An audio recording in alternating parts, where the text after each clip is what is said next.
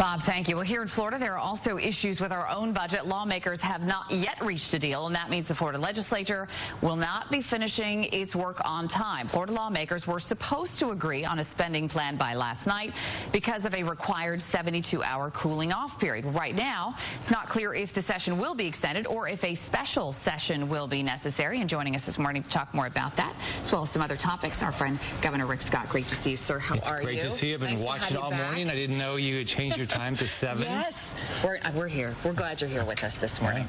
All right, so let's talk about this budget. What do you think is the sticking point or the holdup why it has not gone through? Well, what I'm focused on is your job. Just think about it. We need to fully fund Visit Florida. Visit Florida helps keep all these jobs. We have 1.4 million tourist jobs in our state. One of every 6 in Orlando is way bigger. They're talking about cutting it 67%. That means we're going to have fewer tourism jobs. We need all those jobs. They're also talking about not funding economic development. Think about companies like Verizon. They're here, almost 1,000 jobs. They wouldn't be here but for that. On top of that, President Trump committed to make sure we finish the dike down at Lake Okeechobee. We need to jumpstart that. There's no money in the budget for that. It's $200 million.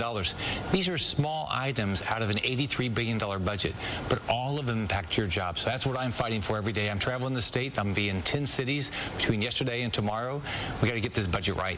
What is the sticking point with Visit Florida? Because that's been sort of a controversial topic over the last year or so. There was some concern over the pit bull ads that were out there. Do you think that's what has sort of rubbed some people the wrong way? I think it's just all politics. Look, you've got representatives in this area. You've got Mike LaRosa, Representative Cortez, the Jennifer Sullivan, that they voted to either eliminate or cut Visit Florida. These are a lot of. I think it's just pure politics. I think that's all it is. It doesn't make any sense. It's not good for your family. It's not good for anybody's family in Orlando or around the state. I think it's just pure politics. You think by next week we'll have one? I'd like to get this over with, but I want to make sure we get the $100 million for Visit Florida. We need these jobs. I want to make sure we can continue to get companies like Verizon expand here. And we've got to finish. We've got to take care of our environment. Let's talk about our own state attorney, Aramis Ayala. That has obviously been a big topic of discussion over the last several weeks. What are your thoughts on where this case is right now?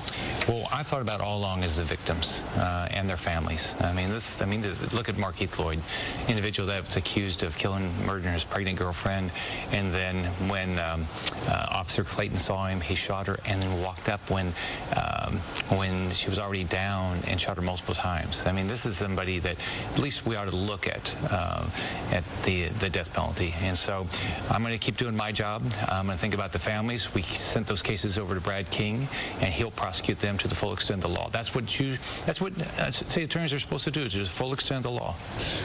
Have you had a conversation with her or had a chance to talk to her personally? I did right when she came out and said that she was not going to prosecute Markeith Lloyd, and I said, will you recuse yourself? And she said no, so that's when I transferred the case to Brad King, and then we had the other cases and I did the same thing. I want to talk to you about medical marijuana real quick, because that's obviously something that we're going to start seeing. We're going to start seeing these stores or pharmacies popping up.